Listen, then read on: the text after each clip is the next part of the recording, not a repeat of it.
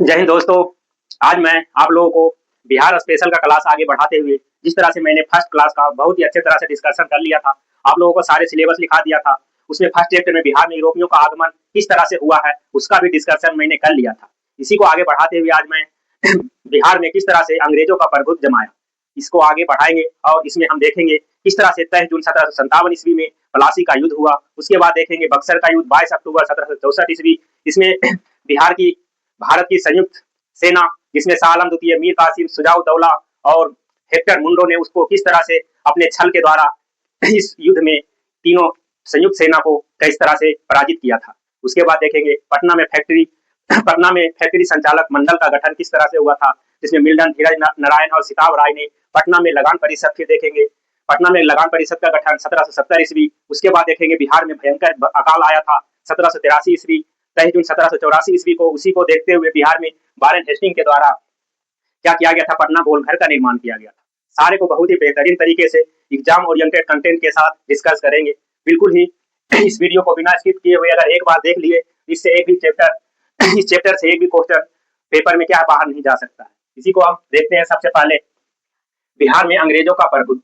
इसमें मैं आप लोगों को सबसे पहले देखते हैं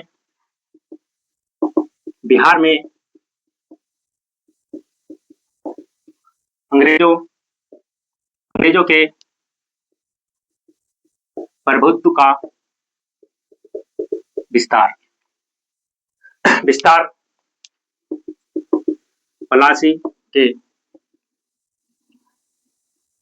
के शुरू हुआ। क्या हुआ? पटना में बिहार में अंग्रेजों का प्रभुत्व पलासी के युद्ध के बाद शुरू हुआ। इस तरह से पलासी का युद्ध का क्या था, इसमें सबसे पहले देखेंगे इसका डेट। पलासी का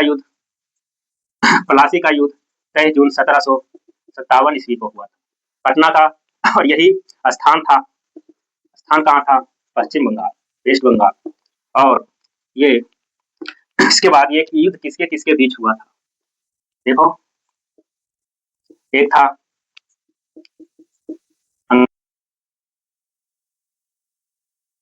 बंगाल का नवाब के बीच हुआ था। अंग्रेज में कौन था? अंग्रेज का जो नेतृत्व कर रहा था रॉबर्ट क्लाइव। कौन कर रहा था? Robert Clive. था शुजा-उद-दौला। कौन के बीच ये युद्ध हुआ?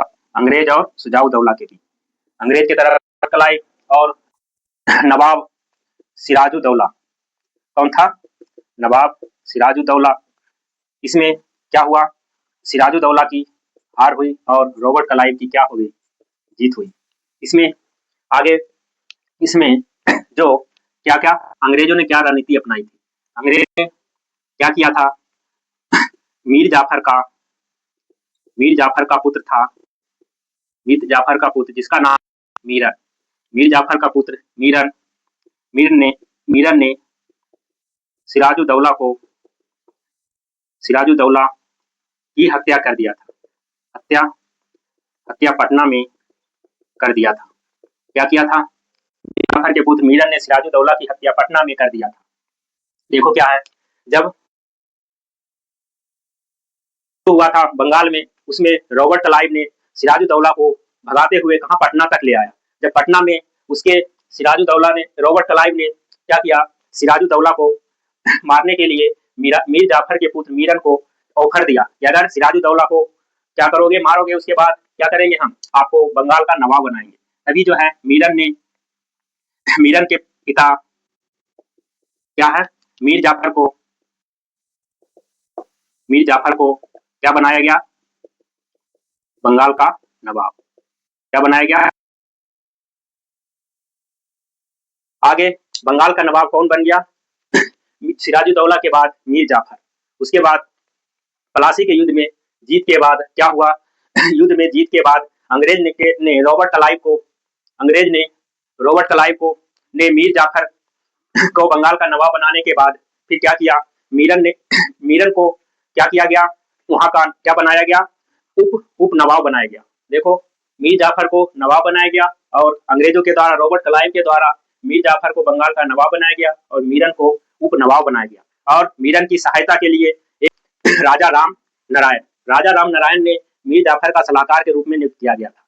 देखो इस तरह से ये आगे फिर मीरन के सहायता के लिए क्या किया गया, मीर जो मीरन उप नवाब था उसकी सहायता के लिए, सलाह के लिए राजा राम नारायण को क्या बनाया गया था, मीरन का सलाहकार। तभी जो है 1760 ईस्वी में क्या बिहार में अंग्रेजों का प्रभुत्व, किस तरह से बिहार में अंग्रेज का प्रभुत्व का विस्तार किससे हुआ है, पलासी के युद्ध से। देखो पलासी का युद्ध कब हुआ था, 23 जून 1757 ईस्वी में।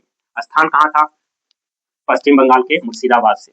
इस तरह से इसमें अंग्रेज की तरफ से रॉबर्ट क्लाइव नेतृत्व कर रहा था, नवाब की तरफ से नेतृत्व कर रहा था सिराजुद्दौला। इस तरह से अंग्रेज की जीत हुई और के बाद मीर जाफर के कहाँ पर, पटना में। ये कहाँ चला आया था, बंगाल से पटना। पटना में क्या हो गई, इसकी हत्या हो गई सिराजुद्दौला की। उसके बाद इसका जो पिता था मीर जाफर, मीरन का पिता, और मीरन को वहां का नवाब बना दिया गया।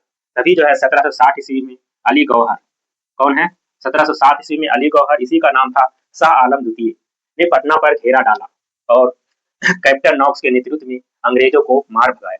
इस तरह से अली गौहर क्या किया, उसे अंग्रेजों को यहाँ से मार भगाया।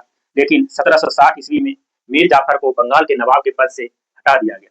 इसे जो मीर जाफर को बंगाल के पद से हटा दिया गया, उसके बाद इसके जगह पे मीर जाफर के जगह पे मीर जाफर का दामाद जो नाम था मीर कासिम, मीर जाफर के दामाद का नाम क्या था, मीर कासिम को बंगाल का नवाब बनाया गया। उसके बाद मीर कासिम ने बंगाल का क्या कर दिया, नवाब के बनने के बाद क्या है, दो प्रमुख निर्णय लिया। क्या किया, मीर कासिम का, देखो सिराजुद्दौला मतलब मीर कासिम का क्या है, दामाद ने क्या क्या दो निर्णय लिया। पहला निर्णय लिया, राजधानी को जो उसका बंगाल में मुर्शिदाबाद था वहां से स्थानांतरित करके बिहार के मुंगेर में कर ले आया। क्या किया, देखो राजधानी को मुर्शिदाबाद से कहा ले आया, बिहार के मुंगेर में। और दूसरा काम क्या किया, अपनी सारे उसकी सुरक्षा के लिए वहां पर चारों तरफ क्या लगवाया, बंदूक का फैक्ट्री लगवाया। क्या लगवाया, बंदूक का फैक्ट्री स्थापित करवाया। उसके बाद इसने क्या कराया, मीर कासिम को, इसके बाद इसके व्यवहार से क्या हो गया, अंग्रेज नाराज हो गया और उसने उसको नवाब के पद से हटा दिया। अंग्रेज ने क्या किया, नवाब के पद से हटा दिया और अंग्रेज ने इस व्यवहार के कारण क्या किया, उसे मुंगेर से पटना पहुंच गया। जब उसे हटाया गया तो कहाँ आ गया, मुंगेर से पटना, और पटना से ही उसने क्या किया, फैक्ट्री के जो सैकड़ों कर्मचारी थे, अंग्रेज के फैक्ट्री में जो सैकड़ों कर्मचारी थे, अधिकारी थे, सबको क्या हत्या कर दिया। क्या कर दिया, हत्या कर दिया, जिसके साथ पटना से हत्याकांड के नाम से जाना गया। इसी को बाद में क्या बोला गया, पटना हत्याकांड। पटना हत्याकांड में नवाब सिराजुद्दौला के पास क्या है, लखनऊ, फिर ये भागकर लखनऊ के नवाब सिराजुद्दौला के पास चला गया, लखनऊ। यहाँ से लखनऊ जाने के बाद फिर इसने क्या, आगे देखते हैं कि लखनऊ में उसे पहुंचने, अवध के नवाब मीर कासिम जो है अपनी मदद के लिए अवध के नवाब सिराजुद्दौला के पास कहाँ पहुंच गया, लखनऊ। उसके बाद यहीं पे अपनी संयुक्त सेना का गठन किया और उसके बाद बक्सर का युद्ध शुरू हुआ। आगे बहुत ही बेहतरीन तरीके से अब देखते हैं बक्सर का युद्ध। अब देखते हैं बहुत बेहतरीन तरीके से बक्सर का युद्ध। क्या देखेंगे हम, बक्सर का युद्ध का युद्ध, बक्सर का युद्ध। सबसे पहले हम इसमें देखेंगे डेट ये हुआ कब था, 22 अक्टूबर 1764 ईस्वी। बक्सर का युद्ध 22 अक्टूबर 1764 ईस्वी में, और ये हुआ कहाँ पे था, स्थान था बिहार। इस तरह से इसमें युद्ध में क्या था, देखो इधर से हमारे तीन लोग, कौन, शाह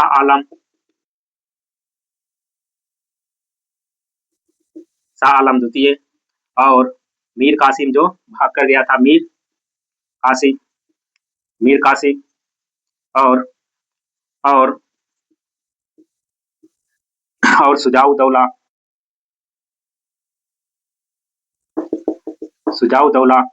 की संयुक्त सेना थी इधर। तीनों की, शाह आलम द्वितीय, मीर कासिम और सुजाउद्दौला की संयुक्त सेना। और अंग्रेज की तरफ से नेतृत्व कर रहा था हेक्टर मुनरो। कौन कर रहा था, हेक्टर मुनरो। इस तरह से अंग्रेज की सेना में कौन था? हेड हेक्टर मुनरो, इधर से सुजाओ। लेकिन इसमें क्या हो गई? इसके अंग्रेजों की जीत हुई। इस तरह से देखो, बक्सर का युद्ध, वैसे बक्सर 22 अक्टूबर बक्सर जगह पे। इस तरह से शाह आलम द्वितीय, मीर कासिम और सुजाउद्दौला की संयुक्त सेना बनाकर अंग्रेजों से युद्ध किया, लेकिन हेक्टर मुनरो ने क्या है, इस युद्ध में भी विजय हासिल किया। इसका परिणाम क्या हुआ? इसका बक्सर के युद्ध का परिणाम देखो, इसका परिणाम अगस्त 1765 ईस्वी में, अगस्त 1765 ईस्वी में क्या हुआ? क्या हुई? इलाहाबाद की संधि के तहत इसने इसने देखो क्या किया? बंगाल बंगाल बिहार बिहार और उड़ीसा, ये तीनों जगह पे अंग्रेज ने अपना क्या है, दीवानी अधिकार, इसका जो था, क्या कर लिया? दीवानी अधिकार प्राप्त कर लिया। देखते हैं ये दीवानी अधिकार क्या होता है। देखो, सबसे पहले बक्सर का युद्ध 22 अक्टूबर 1764 ईस्वी, स्थान बिहार। किसके किसके बीच हुआ? शाह आलम द्वितीय, मीर कासिम और सुजाउद्दौला की संयुक्त सेना थी, और अंग्रेजों की तरफ से हेक्टर मुनरो नेतृत्व कर रहा था। हेक्टर मुनरो का जब जीत हुआ, इसने 1765 ईस्वी में इलाहाबाद की संधि हुई, और इस संधि में बंगाल, बिहार और उड़ीसा का दीवानी अधिकार अंग्रेज प्राप्त कर लिया। जब दीवानी अधिकार क्या होता है? उस जगह पे जितने भी जनता है उससे टैक्स वसूलने का अधिकार, मतलब उस समय जितना भी कर होता था वो टैक्स वसूलने का अधिकार क्या है, अंग्रेज अपने पास ले लिया। एक होता है दीवानी अधिकार, एक फौजदारी अधिकार होता था। फौजदारी अधिकार के अंतर्गत जनता की रक्षा करने उसका दायित्व बनता था, तो रक्षा का काम किसको दे दिया? दीवानी अधिकार वो अपने पास ले लिया। इस तरह से आगे देखते हैं, ठीक है।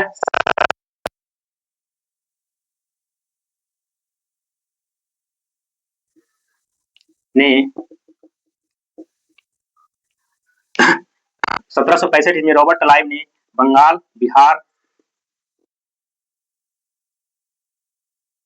बंगाल और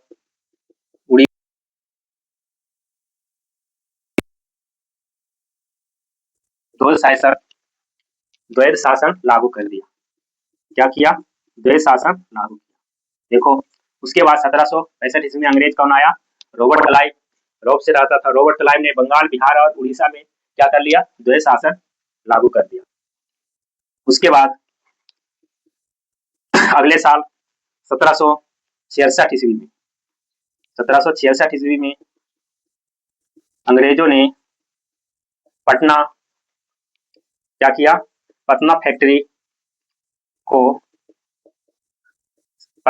को संचालित करने के लिए एक संचालक मंडल का गठन किया। क्या किया? संचालक मंडल का गठन किया। इस तरह से देखो, 1765 ईस्वी में रॉबर्ट क्लाइव ने बंगाल, बिहार और उड़ीसा में द्वैध शासन शुरू कर दिया, और 17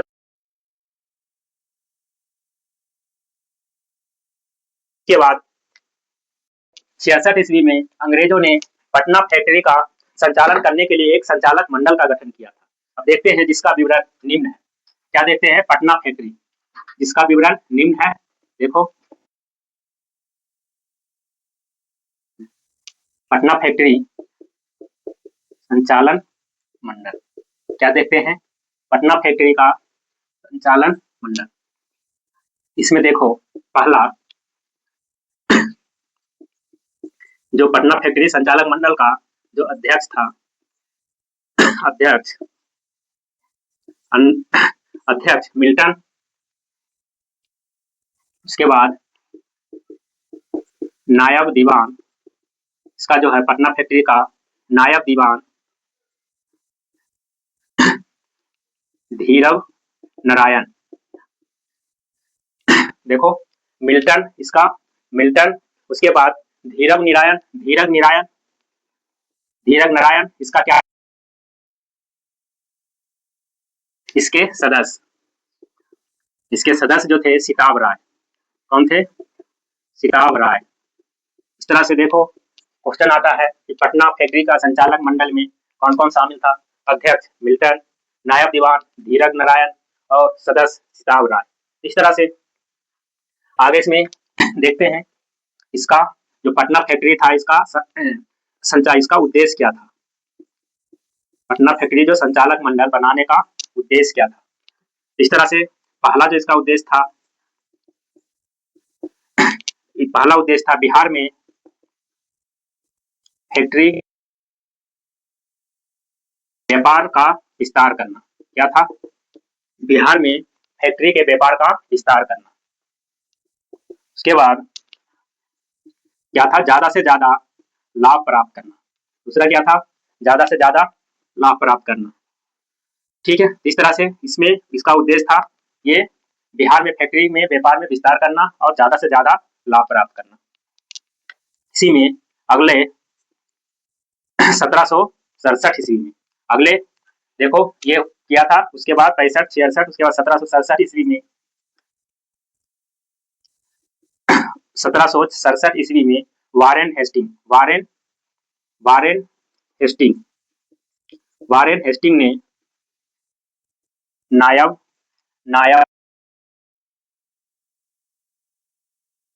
दीवान के पद से हटाकर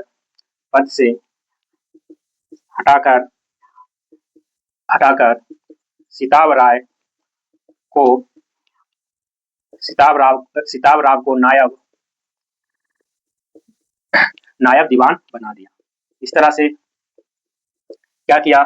1767 ईस्वी में वारेन हेस्टिंग ने धीरज नारायण को नायब दीवान के पद से हटाकर सीताव राय को क्या बना दिया? पटना फैक्ट्री का नायब दीवान।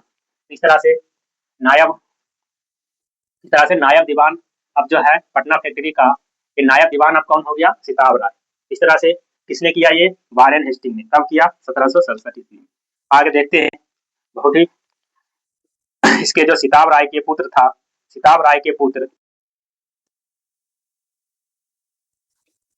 कल्याण सिंह, सीताव राय के पुत्र कल्याण सिंह को राय नारायण की उपाधि प्रदान किया।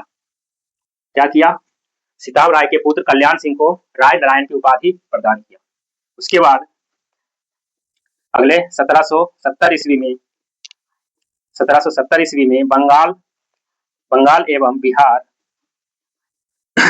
बिहार में क्या हो गया? भीषण अकाल पड़ गया। भीषण अकाल पड़ा, जिसमें क्या हुआ? लाखों लोगों की मृत्यु हुई। 1770 ईस्वी में बंगाल और बिहार में भीषण अकाल पड़ा, जिसमें लाखों लोगों की मृत्यु हुई। फिर बिहार का जो है बिहार का दरभंगा और भागलपुर का क्षेत्र सबसे ज्यादा प्रभावित रहा। इस अकाल में कौन सा क्षेत्र बिहार का प्रभावित रहा? दरभंगा और भागलपुर। इस तरह से भागलपुर दरभंगा याद रखना है कि 1770 ईस्वी में जो अकाल पड़ा था, बंगाल और बिहार सबसे ज्यादा प्रभावित रहा था। बिहार का कौन सा जगह? 2 जिला याद रखना है, दरभंगा और भागलपुर क्षेत्र सबसे ज्यादा प्रभावित रहा था। आगे देखते हैं बिहार में किस तरह से अकाल का नेतृत्व किया गया। देखो पटना फैक्ट्री संचालक मंडल, इसका अध्यक्ष कौन था? मिल्टन, नायब धीरज नारायण और सदस्य सीताव राय।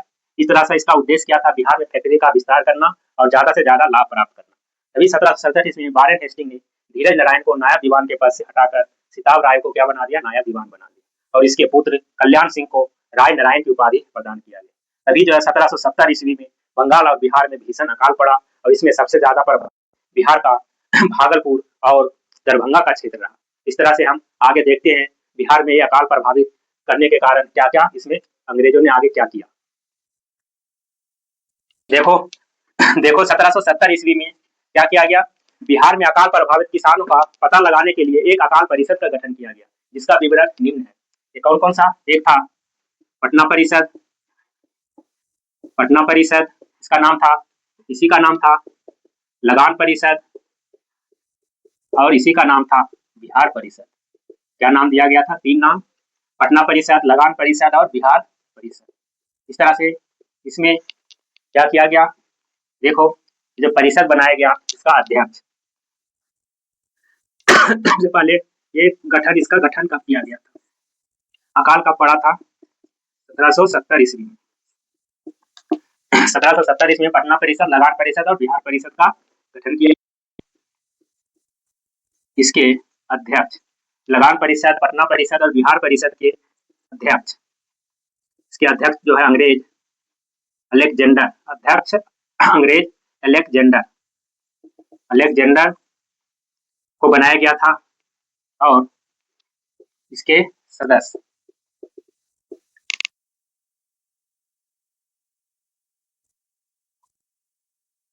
वारेन, सदस्य वेंसीटाट, कौन थे? वेंसीटाट और रॉबर्ट पाल्क। रॉबर्ट, इस तरह से इसके दो सदस्य थे, वेंसीटाट और रॉबर्ट पाल्क, अध्यक्ष अलेक्जेंडर और गठन 1770 ईस्वी में। इसका पटना परिषद, लगान परिषद और बिहार परिषद। इसमें देख लेते हैं एक नोट, इंपोर्टेंट पॉइंट क्या है। 1781 ईस्वी में 1781 ईस्वी में ये जो परिषद बनाया गया था, पटना परिषद,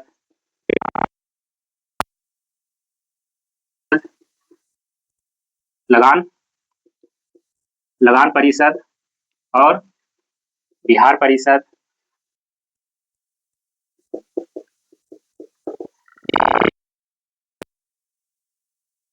इस तरह से कब है डेट 1781 ईस्वी में ये पटना परिषद, लगान परिषद और बिहार परिषद को समाप्त कर दिया गया और अगले 1783 ईस्वी में इसे पुनः एक क्या हुआ, भीषण अकाल आया।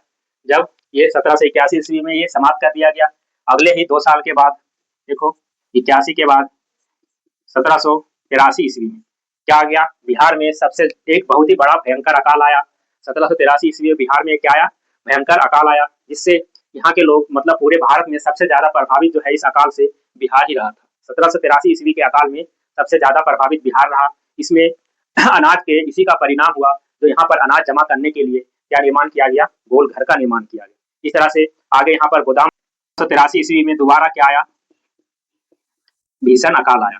क्या आया, दोबारा बिहार में भीषण अकाल आया और इसमें सबसे ज्यादा प्रभावित कौन रहा, बिहार सबसे अधिक प्रभावित रहा। सबसे अधिक प्रभावित कौन रहा, बिहार सबसे अधिक प्रभावित रहा पूरे भारत में।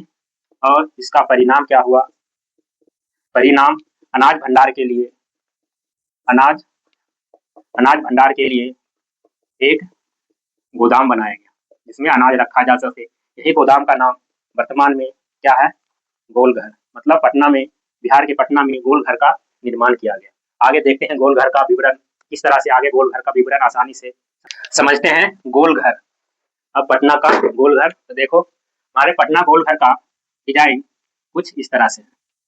क्या है, पटना गोलघर का डिजाइन कुछ इस तरह से है। देखो इसकी ऊंचाई 29 मीटर है और इसका व्यास 125 मीटर है। व्यास कितना है, 100 निर्माण किया गया, जिसकी ऊंचाई 29 मीटर और व्यास 25 मीटर है।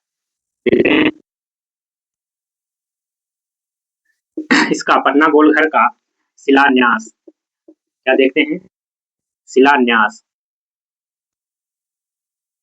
कब किया गया, 20 जनवरी, इसका शिलान्यास 20 जनवरी 1783 ईस्वी को किया गया। और इस समय गवर्नर कौन था, Warren Hasting, governor general Warren Hasting. उसके बाद इसमें इसका मतलब ये बनकर तैयार हुआ, इसका क्या होगा, उद्घाटन। इसका उद्घाटन कब किया गया, पटना गोलघर का उद्घाटन देखो 20 जनवरी, यहाँ पे है 20 जुलाई और 1786, कितना साल लग गया, 3 साल। इस तरह से ध्यान रखना है, 20 जनवरी 1783, 20 जुलाई 1786, दोनों जे है। इस तरह से इस समय जब उद्घाटन किया था, इस समय उद्घाटन के समय गवर्नर जनरल कौन था, लॉर्ड कॉर्नवालिस।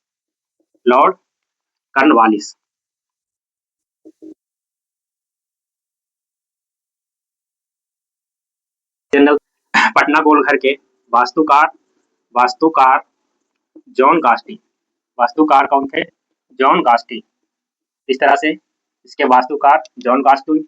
और पटना गोलघर की ऊंचाई था, पटना गोलघर की ऊंचाई 29 मीटर, इसकी व्यास, ठीक है, डायमीटर बोलते हैं व्यास को, व्यास था 125 मीटर, मतलब 125 मीटर इसका व्यास था।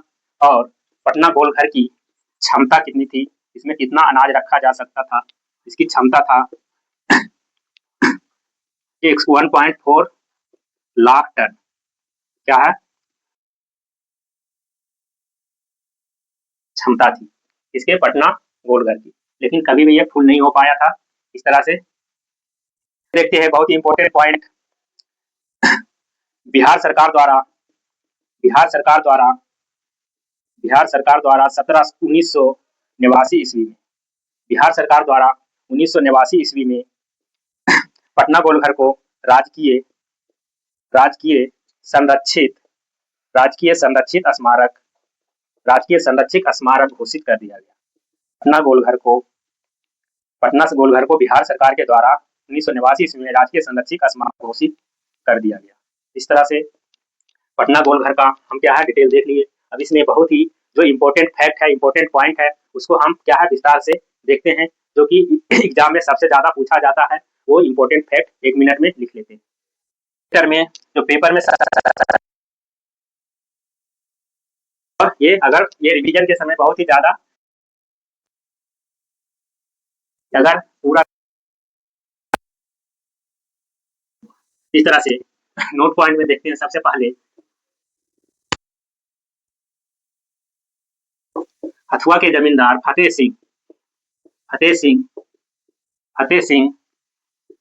सिंह ने अंग्रेजों को दीवानी मतलब उसको टैक्स लगान दीवानी देने से मना कर दिया। देखो हथुआ के जमींदार ने फतेह सिंह था। हथुआ के जमींदार कौन था? फतेह सिंह। इसने अंग्रेजों को क्या है दीवानी मतलब लगान टैक्स देने से मना कर दिया। इसका परिणाम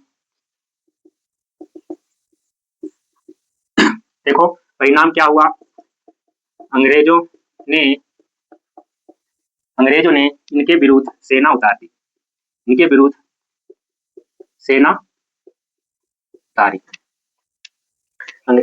अंग्रेजों ने इसके विरुद्ध सेना उतार दी। आगे देखते हैं बिहार का पहला राजस्व प्रमुख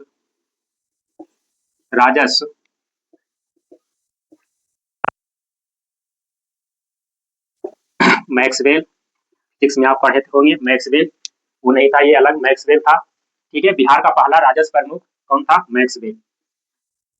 इसी में 1790 ईस्वी में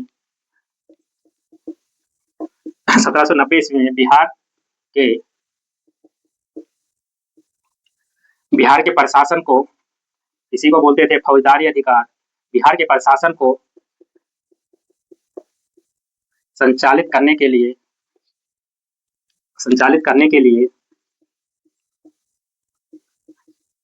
मजिस्ट्रेट पद का सृजन किया गया था। मजिस्ट्रेट पद क्या किया गया था? बनाया गया था। इस तरह से इसमें जो पहला मजिस्ट्रेट चार्ल्स फ्रांसिस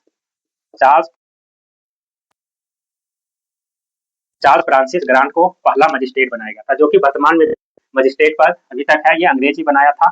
कब? 1790 ईस्वी में मजिस्ट्रेट पद बना, जिसका पहला जो मजिस्ट्रेट पद बना था चार्ल्स फ्रांसिस ग्रांट। आगे देखते हैं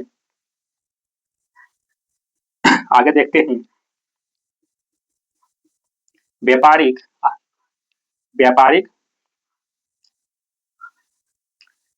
दृष्टि देखते हैं। व्यापारिक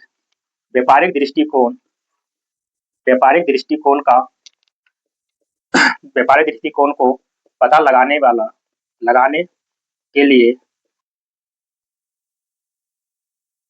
के लिए बिहार आने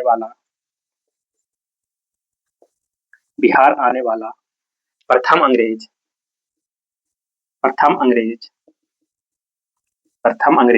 कौन था? पीटर मुंडी था। ठीक है, इस तरह से बिहार आने वाला प्रथम अंग्रेज पीटर मुंडी था। और व्यापारिक पता लगाने के लिए अगर ऐसे सिंपल पूछे कि बिहार आने वाला प्रथम अंग्रेज कौन था, तब क्या हो जाएगा? Rolf Fitch. बिहार आने वाला अगर सिंपल पूछे, क्या पूछे? बिहार आने वाला बिहार आने वाला प्रथम अंग्रेज बिहार आने वाला प्रथम अंग्रेज